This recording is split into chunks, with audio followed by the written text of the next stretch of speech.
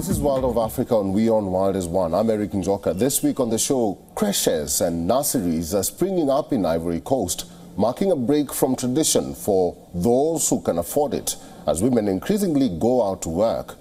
Even if the number of establishments is still low in relation to the West African country's 4 million preschoolers, the provision has shot up recently. We'll talk about that shortly. Welcome to the show.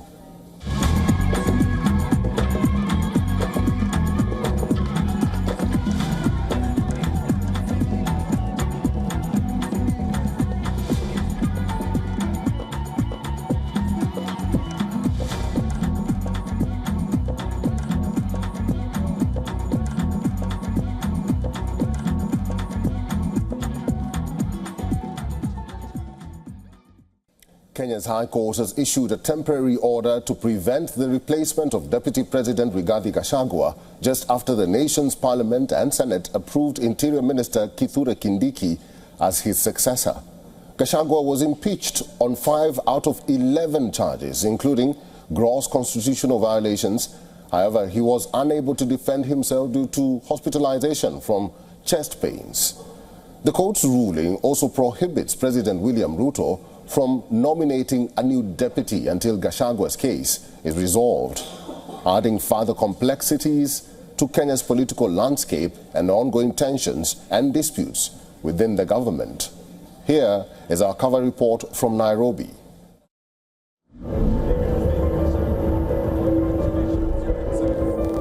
Losing a deputy just 2 years after being elected on a joint ticket could be seen as a big blow for a president, but not this time in Kenya. As soon as Rigathi Gachagua was seen to be undermining William Ruto, he moved swiftly to remove his second-in-command. He had seen for himself how a rift between Kenya's top two can lead to government dysfunction after he had fallen out with his former boss, Uhuru Kenyatta. The unprecedented political changes in Kenya, played out on live television, may have looked orderly and seamless to the outside observer. The process of impeachment has been watched with interests as the two houses of parliament, the courts and finally the executive, appear to carry out their roles following a carefully prescribed legal process. The deputy president maintained his innocence throughout the sessions in both houses. There is nothing here that violates the Constitution. There is no gross misconduct. There is no crime that has been committed.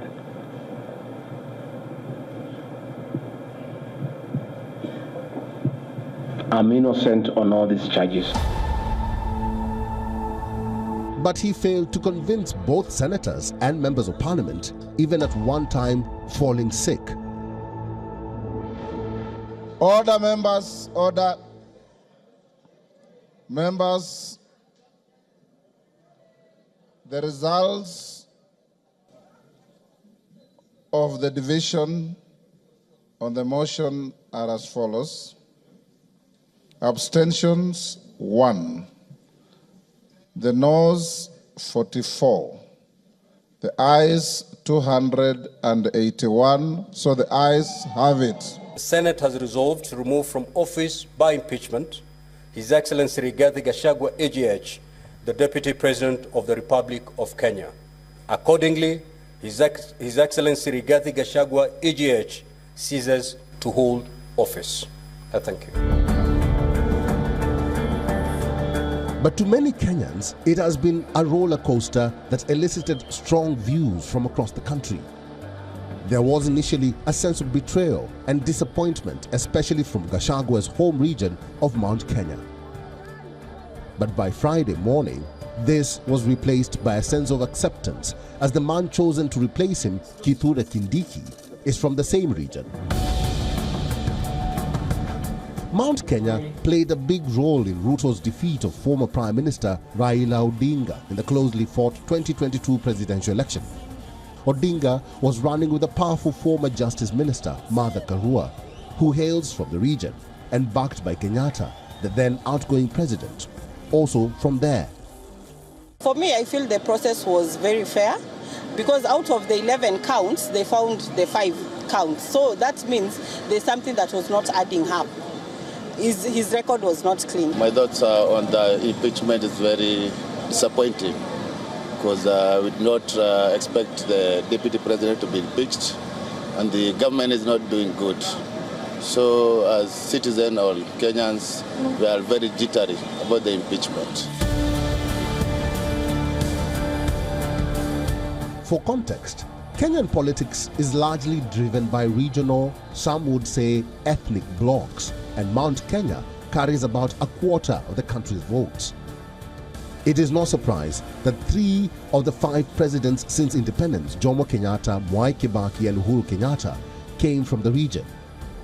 This is why the 2 front-runners in the last presidential election, Ruto and Odinga, chose running mates from there, as they were both from elsewhere in the country. Upsetting the region could therefore be political suicide for a president in his first term. But Gachagua's attempts to consolidate his hold on the bloc actually proved to be his undoing. He was accused by Parliament of, among other things, promoting ethnically divisive politics when he was expected to be a national unifier. He coined the phrase "usiguze mlima," which means "don't touch the mountain," fashioning himself as a fierce defender of the Mount Kenya region and a gateway to it. During Kenyatta's second term, Ruto, then deputy president himself, complained of being sidelined and persecuted. The victim card endeared him to many, including in the then president's own political backyard. But he needed more than sympathy to win the 2022 presidential election. He had to choose his running mate from Mount Kenya. While many expected the president to pick his long-time ally, law professor Kithure Kindiki, Ruto pulled a surprise move when he chose to go for the then one-term Member of Parliament, Rigathi Gachagua. Kindiki was already well known in Kenya, having served as deputy speaker before being removed in a purge instigated by Kenyatta against Ruto's allies. Members of Parliament in Ruto's party voted overwhelmingly for Kindiki 3 times, they said, when he sought their involvement in picking a running mate.